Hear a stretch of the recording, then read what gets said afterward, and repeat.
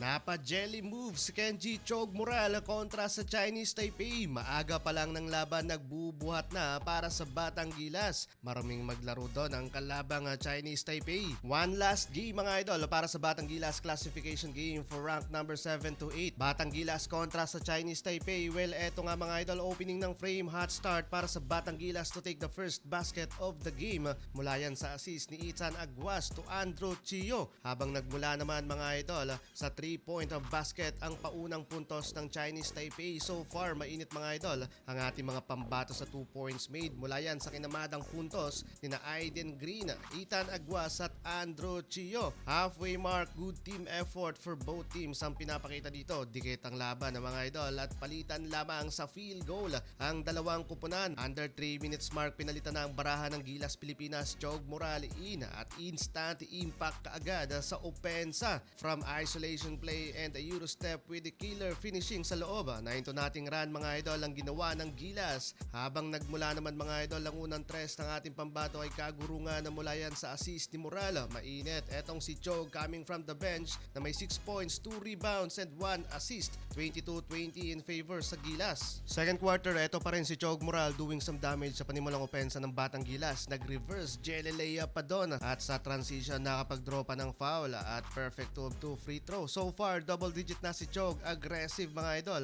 Etong second quarter para sa Batang Gilas. Huge run lang naman ang kanilang ginawa doon. Kaya lumobo ang kanilang kalamangan hanggang sa umabot sa 12 points lead. The biggest lead so far dito ng ating mga pambato. Pero pagka halfway ng second quarter, bumawi ang Chinese Taipei. Baliktad ang laban. Lalo na sa 3-point basket, 10 to nothing run. Ang kanilang sagot dyan. Kaya naibaba nila sa 2 points ang kalamangan ng Gilas hanggang sa burado na nga ang double digit lead kanina ng Gilas at naibalik pa ng Chinese Taipei ang kalamangan sa kanilang kupunan. Simula nang inilabas si Chog at kagurungan. Kaya after that, big run ang kalaban balik sa loob ng courts na Moral. Yun nga lang, nawala agad ang momentum doon ng ating pambato. Kaya nakalamang ang kalaban 41-49. And the first half, pabor yan mga idol sa Chinese Taipei.